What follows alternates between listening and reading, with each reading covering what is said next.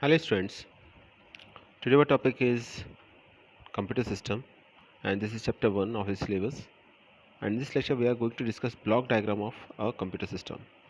So in previous lecture we already discussed some points related to block diagram of computer system in brief, and in this lecture we will discuss this diagram in detail. So as we know that when we talk about the block diagram of a computer system, it simply means that different parts of a computer system are represented within a block and these blocks are interconnected to each other. So as far as computer system is concerned, computer system can be divided into four major parts or units. We can say that these are input unit, output unit, storage unit and central processing unit. So these are the four important or four most important part of a computer systems. And if we connect all these units to each other, we get a block diagram of a computer system, as you can see on a screen. So let's start.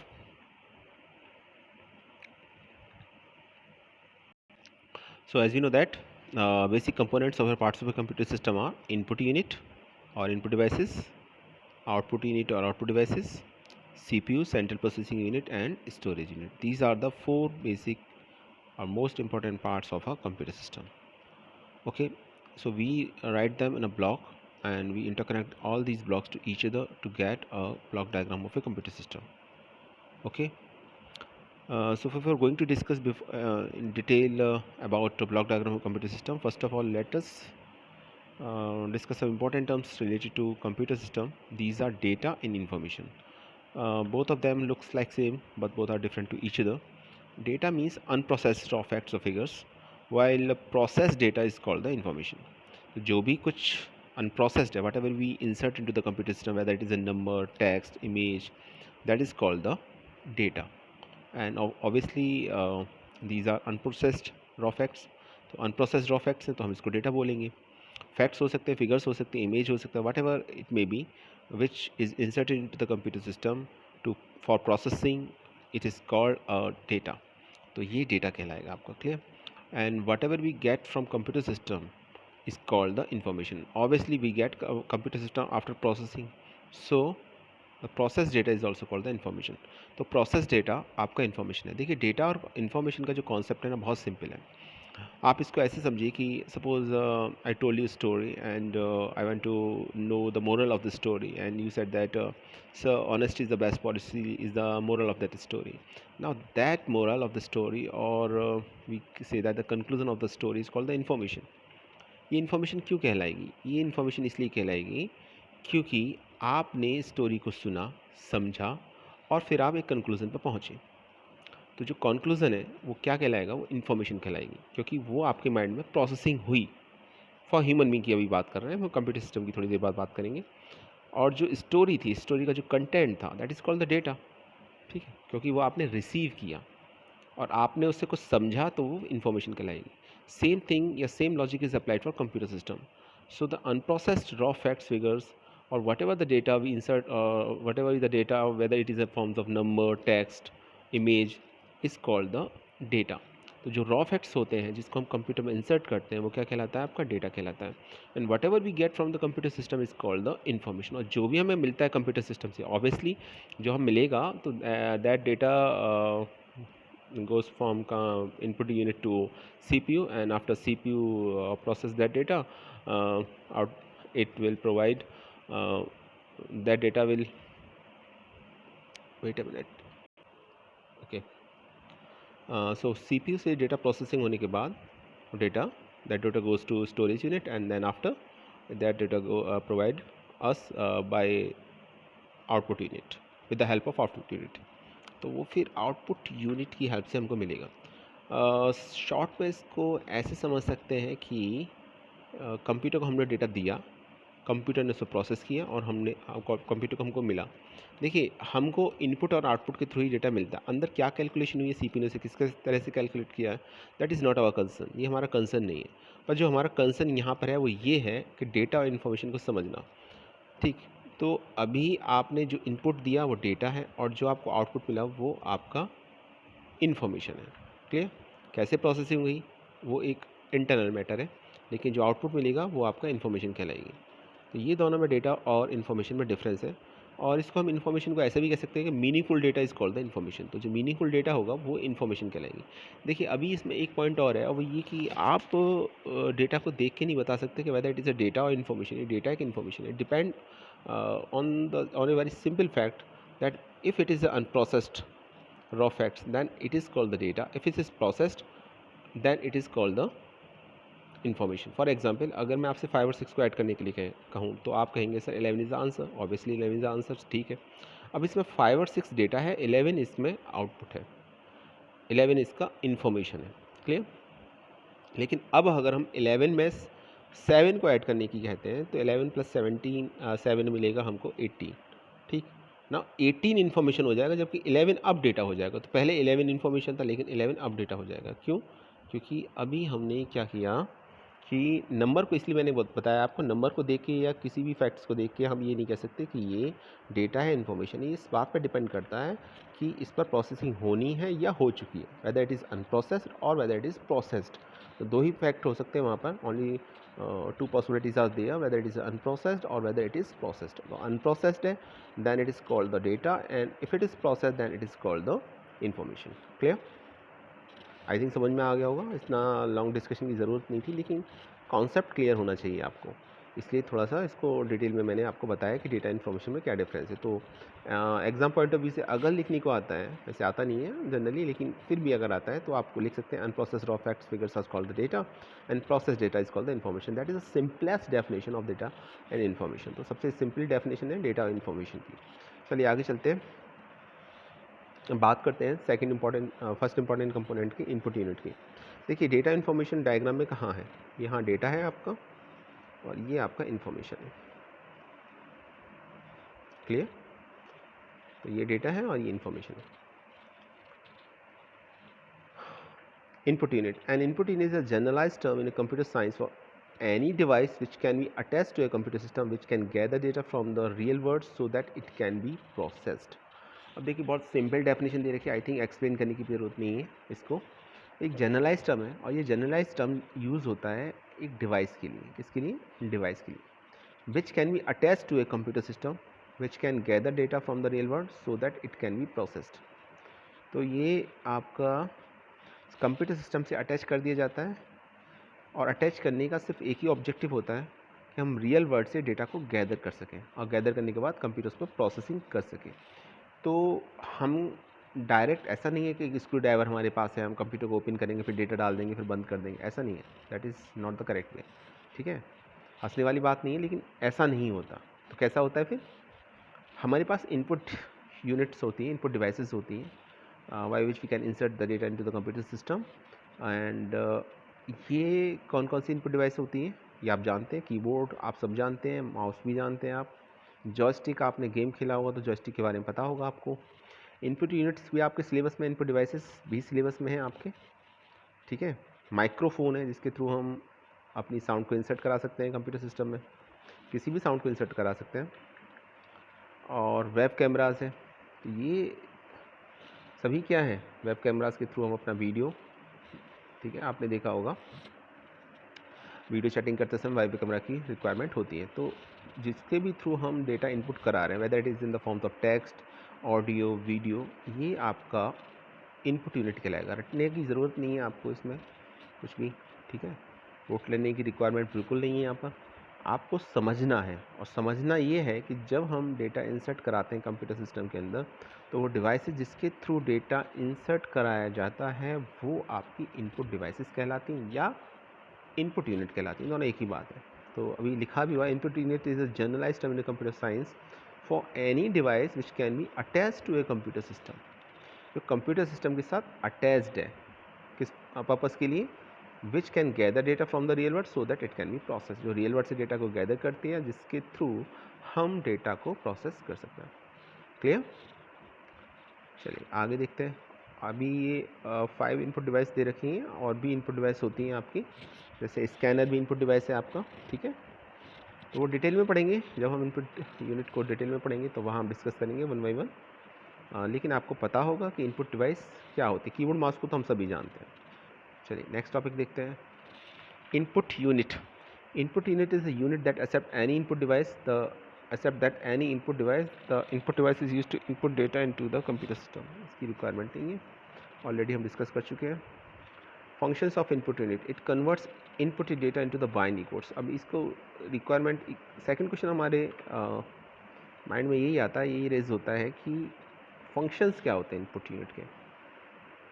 ठीक है, तो 2 functions होते हैं. It converts input data into binary codes. One thing should be remember, एक बात याद रखना बहुत ज़रूरी है, that computer only works on binary codes और ऑन बाइनरी डिजिट्स. ओके, तो कंप्यूटर सिर्फ 0 1 समझता है. Computer can understand only 0 and 1. उससे हमारी आपकी भाषा भी समझ में नहीं आती. ठीक है, जो कन्वर्ट होता है वो फाइनली डेटा 0 1 की फॉर्म में कन्वर्ट होता है. ठीक है, हम डेटा इंसर्ट कराते हैं, वट एवर डेटा किसी भी फॉर्मेट में होगा, लेकिन फाइनली वो 0 1 की फॉर्म में कन्वर्ट होगा. स्टोर भी 0 1 की फॉर्म में होगा, इसलिए उसे डिजिटल डिवाइस बोला जाता है. ठीक है, किसी भी डिजिटल डिवाइस का मतलब ये है कि डेटा उसके में 0 1 की फॉर्म में स्टोर हो रहा है या प्रोसेसिंग हो रहा है, जो भी वट एवर प्रोसेसिंग होना या स्टोर होना आपका डिजिटल डिवाइस का एक हम कह सकते हैं कि एक आइडेंटिटी है. तो ये क्या काम करती है इनपुट यूनिट, ये डेटा को एक्सेप्ट करती है और एक्सेप्ट करने के बाद इसे बाइनरी कोड में कन्वर्ट कर देती है. और सेकंड इज इंपॉर्टेंट, इसका काम है, it sends data to main memory of a computer system. इसके बाद एक्सेप्ट करने के बाद डेटा कहाँ जाएगा, सवाल ये question, the most important question ये कि रिसीव करने के बाद इनपुट यूनिट से हमने कीबोर्ड से सपोज कुछ टाइप किया. ठीक है, कीबोर्ड ने रिसीव किया, हमने ABCD कुछ भी टाइप किया, that data is converted, that data when we type something, और कह सकते हैं कि आपने अपना नाम ही टाइप किया, suppose you type your name, only just your name, that name is converted into digits, 0 1 में कन्वर्ट होगा. And after that data goes from input unit to main memory. तो फिर वो इनपुट यूनिट से मेन मेमोरी की तरफ जाता है. मेन मेमोरी को हम प्राइमरी मेमोरी बोलते हैं. तो ये हो गया आपका फर्स्ट पार्ट. ठीक है, तो अभी हमने जैसे हम जानते हैं कि ब्लॉक डायग्राम की बात कर रहे थे, एंड ब्लॉक डायग्राम का मतलब ये होता है कि computer system divided into 4 major categories. These are input unit, output unit, storage unit and central processing unit. तो इनपुट यूनिट कंप्लीट हो चुका है. अब आपका बात करते हैं स्टोरेज यूनिट की. स्टोरेज यूनिट का मतलब ये है कि डेटा को स्टोर करने के लिए कंप्यूटर के अंदर जो यूनिट प्रोवाइडेड होती है वो कहलाती है स्टोरेज यूनिट या स्टोरेज डिवाइसेस. तो 2 टाइप्स के स्टोरेज होता है. फर्स्ट होता है primary storage and then in secondary storage. दोनों में डिफरेंस ये है, प्राइमरी स्टोरेज सेकेंडरी स्टोरेज लिखने को डिटेल में आता है, एग्जाम में हमेशा आता है, बहुत इंपॉर्टेंट क्वेश्चन है. उसको हम डिटेल में डिस्कस करेंगे, लेकिन यहाँ पर हम ब्लॉक डायग्राम की पॉइंट ऑफ व्यू से सिर्फ उतना ही पढ़ेंगे जितना ब्लॉक डायग्राम में लिखने के लिए रिक्वायर्ड है. डिटेल में रैम रोम के बारे में हम एक और वीडियो बनेगा, तो क्योंकि काफ़ी बड़ा टॉपिक है ये. रैम रोम हो गया, ठीक है, बायोस हो गया, डिफरेंट टाइप्स ऑफ रैम हो गए, डिफरेंट टाइप्स ऑफ रोम्स हो गए, फिर सेकंड स्टोरेज हो गया, हार्ड डिस्क का स्ट्रक्चर हो गया. और ये कंप्लीट चैप्टर 1 में यही सिलेबस है आपका. Actually this is the syllabus of the unit 1. Unit 1 में यही सब कुछ है. ठीक है, तो अभी हमें सिर्फ उतना पढ़ना है कि जितना हम ब्लॉक डायग्राम में लिख सकें, क्योंकि जब ब्लॉक डायग्राम का क्वेश्चन एग्जाम में आएगा तो आपको ब्लॉक डायग्राम पर ड्रॉ करना पड़ेगा और उसके डिफरेंट कंपोनेंट्स को लिखना पड़ेगा. तो लिखने के लिए तो जो कंप्लीट यूनिट का कंटेंट है वही लिखना पड़ेगा. ठीक है, तो वो तो पॉसिबल नहीं है, तो आप भी जानते हैं उसमें फिर आपको टू द पॉइंट लिखना पड़ेगा. चलिए, come back to the point. Primary storage and secondary storage. तो ये स्टोरेज के 2 टाइप्स हैं. ठीक है, primary and secondary storage. The term storage is defined as the devices which store data given by the input devices or output devices after processing. तो input device से जो data हमको मिलता है वो डेटा कहाँ स्टोर होता है, वो डेटा आपका स्टोरेज डिवाइसेस में स्टोर होता है. And storage devices are basically of 2 types, primary storage और सेकेंडरी स्टोरेज.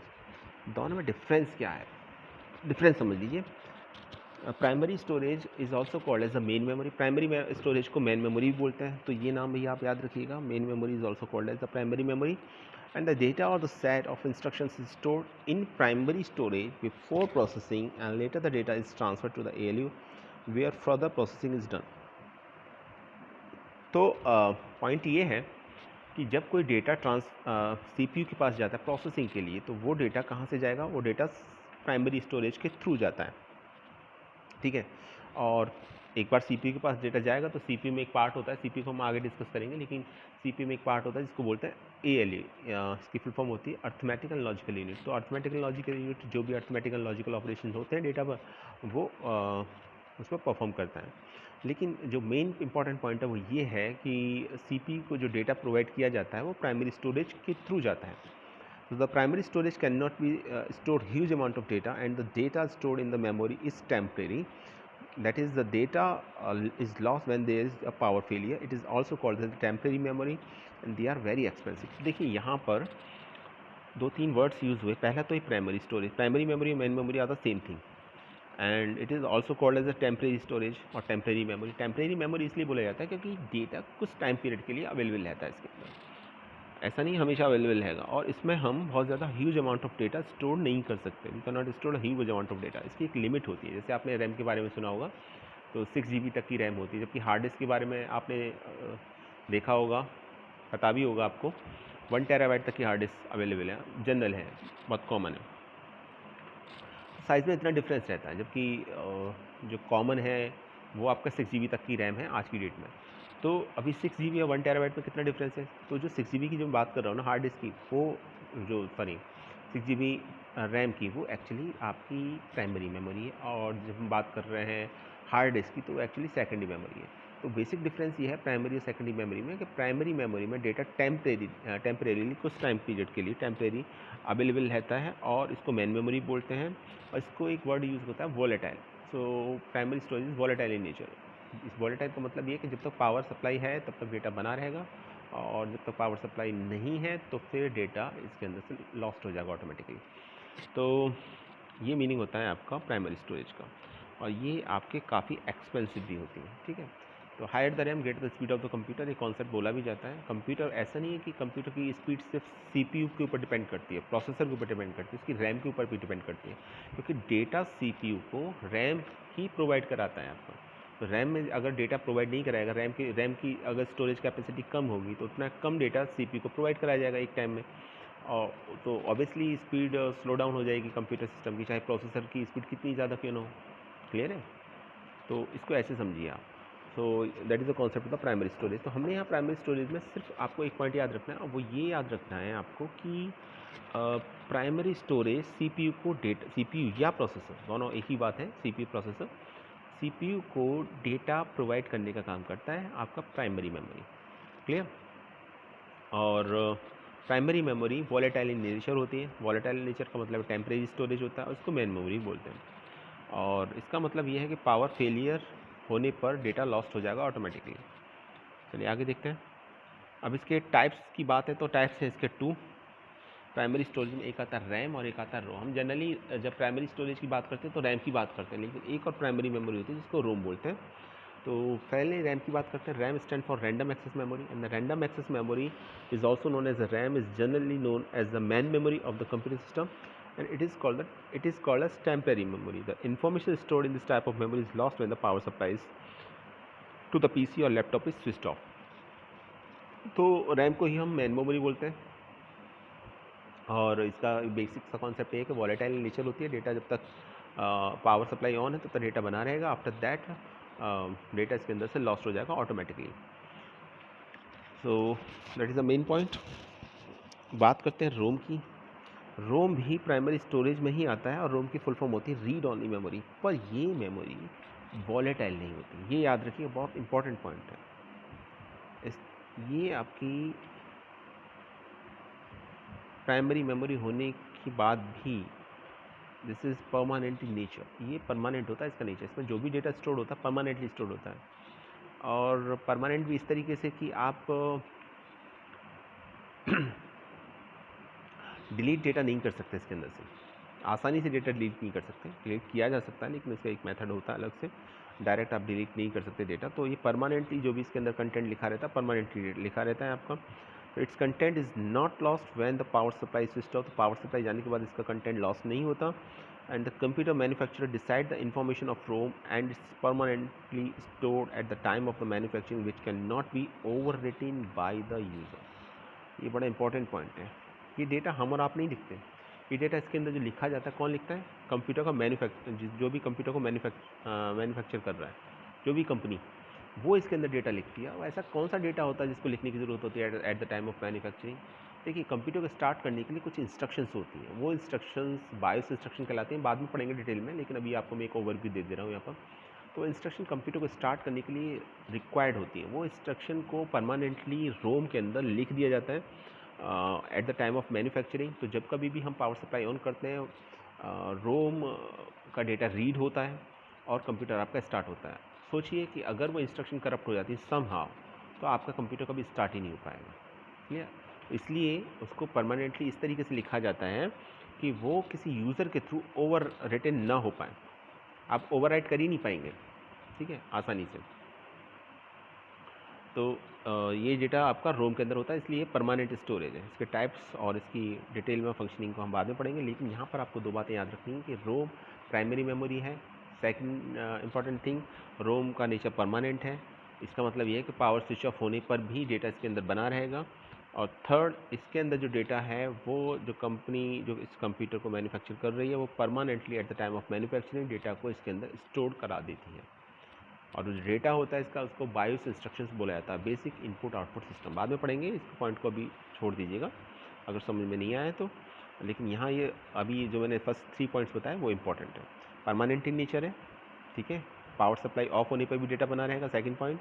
और जो कंपनी कंप्यूटर को मैन्युफैक्चर करती है वही रोम का data at the time of manufacturing permanently store कर देती है, जिसको यूज़र ओवरराइट नहीं कर सकता।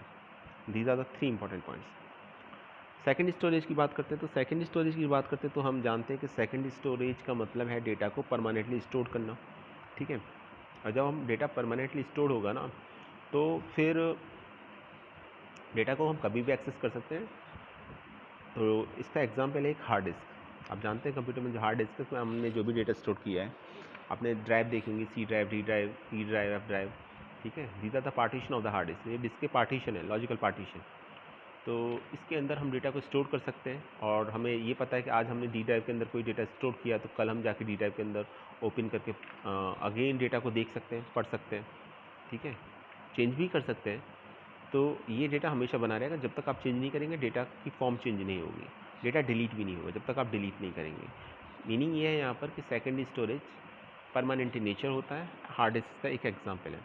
तो पॉइंट भी ये कहता है, the second storage is also called as a permanent storage unit as when the data stored in this memory is stored permanently and user can recall the data whenever they need. तो जब कभी भी user को data की requirement होती है वो recall कर लेता है, डेटा को यूज़ कर लेता है डेटा को, and data remains in this memory even when there is a power failure or shutdown. They are much cheaper than primary memory. तो आप पावर सप्लाई ऑफ होने के बाद भी या शटडाउन देने के बाद भी डेटा इसमें बना रहेगा। जैसे ही आप पावर सप्लाई को ऑन करोगे डेटा आपको डेटा मिल जाएगा आपका। तो आप प्राइमरी मेमोरी से कंपैरिजन करें तो प्राइमरी मेमोरी तो प्राइमरी मेमोरी का नेचर तो टेम्परेरी था, इसमें डेटा कुछ टाइम पीरियड के लिए बना रहेगा। और जबकि सेकेंडरी स्टोरेज जैसे हार्ड डिस्क है तो उसमें डेटा परमानेंटली स्टोर्ड होता है। और ये अगर कंपैरिजन करें प्राइस का, ठीक है, तो जो प्राइस होता है वो आपका कम होता है। So we can say that secondary storage are much cheaper than primary memory.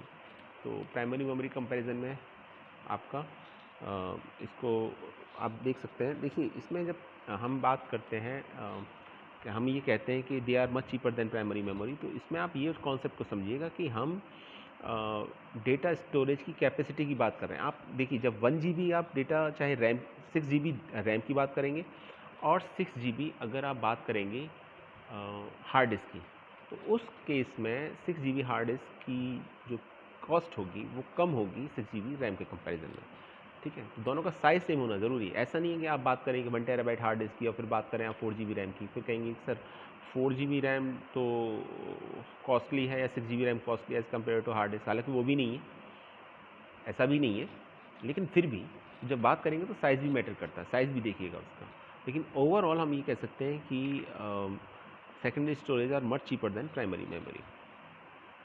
चलिए नेक्स्ट पॉइंट देखते हैं। बात करते हैं the most important part of this video, that is called the CPU। इसको CPU लिख लीजिएगा, ये थोड़ा सा गलत दे रखा है यहाँ पर,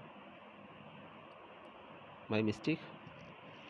तो फुल फॉर्म होती है इसकी सेंट्रल प्रोसेसिंग यूनिट की CPU, and CPU is called the brain of the computer. तो ये कंप्यूटर का ब्रेन है, जैसे ह्यूमन बॉडी के अंदर ब्रेन होता है, ऐसे ही कंप्यूटर के अंदर जो मेन पार्ट है जो प्रोसेसिंग के लिए रेस्पॉन्सिबल होता है, that is called the central processing unit. So basically it is an electronic circuitry that carries out the instruction given by a computer program। तो जो भी इंस्ट्रक्शंस मिलती हैं उन इंस्ट्रक्शन को परफॉर्म करने का काम होता है आपका CPU का। And CPU again can be classified into two parts, CU and arithmetic logical unit. अब CPU को भी अगेन टू पार्ट्स में डिवाइड किया जा सकता है। ठीक है, CPU को ब्रेन बोला जाता है, लेकिन ब्रेन ऑफ द ब्रेन हम कह सकते हैं कि वो CU है। उस ब्रेन के अंदर भी एक ब्रेन है, वो है CU। इसको हम आगे डिस्कस करेंगे। तो इसको ऐसे समझिए कि इसका मेन काम जो ये है सेंट्रल प्रोसेसिंग यूनिट का, कि ओवरऑल कैलकुलेशन करना, मॉनिटर करना। ठीक है, तो जितना भी वर्क जो ह्यूमन बॉडी में ब्रेन का होता है वही CPU का होता है कंप्यूटर सिस्टम के अंदर। तो CPU can be sub classified into again two parts, these are the control unit and arithmetical and logical unit. Control unit और अर्थमेटिकल एंड लॉजिकल यूनिट है इसके। So first of all let us talk about control unit। जैसे name suggest कर रहा है, as a name suggest control unit, it control the entire operation of a computer system. Computer system के जो भी operations होते हैं उनको कंट्रोल या हम कहें मॉनिटर करने का काम करती है आपको control unit. It is responsible for controlling the transfer of data and instruction among other units of a computer. Okay, तो दूसरी कंप्यूटर की यूनिट को डेटा ट्रांसफर करने का काम आपका कंट्रोल यूनिट का होता है। And it manage and coordinate all the units of the computer, और ये सभी कंप्यूटर की यूनिट्स को मैनेज और कोऑर्डिनेट करने का भी काम करता है। It obtain the instruction from the memory, interpret them and direct the operation of the computer. इसको ये मेमोरी से इंस्ट्रक्शन रिसीव करता है, उन्हें इंटरप्रेट करता है, यानी बाइनरी फॉर्म में कन्वर्ट करता है, इसे डेटा को मशीन अंडरस्टैंडेबल लैंग्वेज में कन्वर्ट करता है, और ऑपरेशंस जो भी कंप्यूटर के होते हैं उनको डायरेक्ट करता है, इंस्ट्रक्शन देता है कि किस तरीके से ऑपरेशन परफॉर्म होंगे। Next, it communicate with input output devices for transfer of data और रिजल्ट फ्रॉम स्टोरेज। इसके साथ साथ ये इनपुट और आउटपुट डिवाइस इन दोनों से भी कम्युनिकेट करता है आपका। ठीक है, डेटा ट्रांसफ़र के लिए डेटा प्रॉपरली स्टोरेज यूनिट में ट्रांसफ़र हो रहा है नहीं हो रहा। डायरेक्टली इनपुट और आउटपुट यूनिट CPU से तो अटैच नहीं है, लेकिन उसकी फंक्शनिंग को कंट्रोल करने का काम या ओवरऑल चेक करने का काम, मॉनिटर करने का काम आपका कंट्रोल यूनिट करता है आपका। इट डज़ नॉट प्रोसेस और स्टोर डेटा। ये डेटा को ना तो प्रोसेस करता है और ना ही स्टोर करता है, ये सिर्फ मॉनिटर करता है डेटा को। चलिए एक बार ब्लॉक डायग्राम देख लेते हैं तो और थोड़ा सा क्लियर हो जाएगा कि हम क्या इस बारे में बात कर रहे हैं। ये देखिए, तो इस डायग्राम में आप ये देखेंगे कि जो कंट्रोल यूनिट है इसके थ्रू, डॉटेड लाइन के थ्रू सभी पार्ट्स इंटरकनेक्ट कर रखे हैं। तो इसका काम सिर्फ यही है कंट्रोल यूनिट का, कि ये जितने भी एंटायर ऑपरेशन है इसके अंदर उन सभी को कनेक्ट कर रहा है, उन सभी को कंट्रोल कर रहा है या मॉनिटर कर रहा है। That is the work of the control unit. Okay, and the last is arithmetical and logical unit. Arithmetical and logical unit perform arithmetic operation. Arithmetic operation कौन कौन से होते हैं? Addition, subtraction, multiplication, division. और logical operation less than, greater than, less than equal to, greater than equal to, ये सभी logical operations होते हैं। तो जितना भी कैलकुलेशन वर्क है वो अर्थमेटिक लॉजिकल यूनिट होती है, और जो वर्क होता है आपका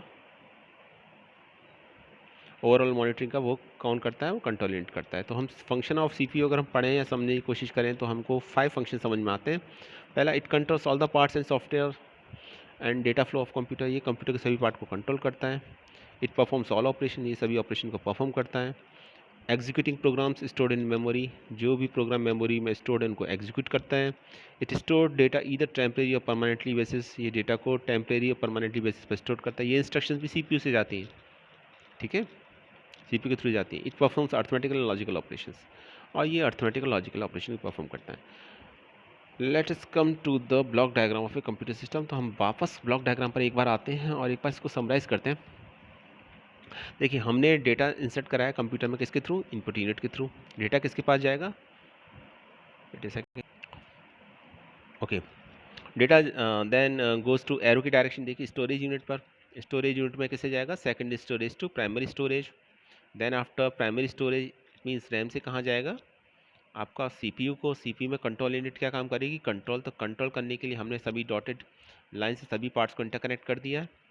और ये जब डेटा जाएगा ALU को, तो ALU इस पर कैलकुलेशन करेगा। ALU कैलकुलेशन करने के बाद रिटर्न बैक करेगा प्राइमरी मेमोरी को। डेटा को परमानेंटली अगर सेव करना है तो सेकंड स्टोरेज में सेव हो जाएगा। इसलिए अब एरो की डायरेक्शन याद रखिएगा, अब बॉटम टू टॉप है। और फिर अगर आपको आउटपुट देखना है, आउटपुट रिसीव करना है, तो स्टोरेज यूनिट से आउटपुट यूनिट को कनेक्ट किया गया है और आउटपुट में जो आउटपुट डेटा का आउटपुट मिलेगा वो किस फॉर्म में मिलेगा, इन्फॉर्मेशन की फॉर्म में। तो इसलिए यहाँ पर इन्फॉर्मेशन लिखा गया। टू टाइप्स के एरो यूज़ हुए हैं यहाँ पर। फर्स्ट तो डायरेक्ट एक लाइन है एरो की फॉर्म में, ये तो डेटा फ्लो को रिप्रेजेंट कर रही है, और डॉटेड लाइन कंट्रोल फ्लो को रिप्रेजेंट कर रही है, जो कंट्रोल यूनिट से कनेक्टेड है सभी। तो this is the block diagram. I hope समझ में आ चुका होगा। एग्जाम में अगर आता है तो मुझे उम्मीद है लिख दोगे आप इसको, लेकिन पहले 2-3 बार प्रैक्टिस कीजिएगा कम ब्लॉक डायग्राम को लिखने की, ड्रॉ करने की, उसके बाद इसके कंटेंट को लिखने की। और thanks for watching this video.